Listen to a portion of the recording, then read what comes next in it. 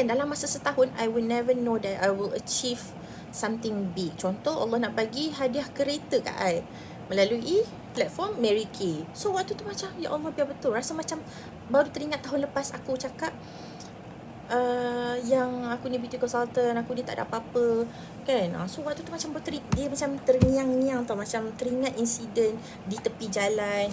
Bateri mati tau. Di tepi jalan, tak ada apa nama,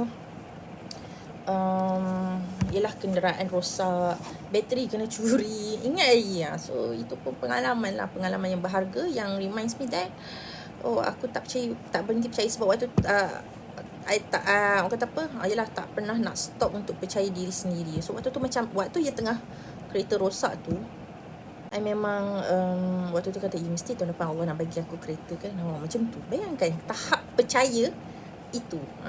Padahal untuk dapat kereta free tu, you kena ada naik pangkat, you kena capai target sales dan sebagainya. Tapi Allah bagi tau. Tak ada macam dapat tahun lepas aku jadi macam ni, aku pernah cakap macam ni.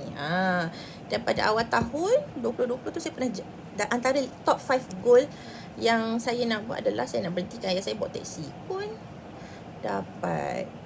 So macam sebenarnya Allah menjawab lah, membuka pintu sebenarnya. Dalam tara tak yakin pada diri, tapi sebab percaya dan usaha serta konsisten, maka capailah impian goal tu.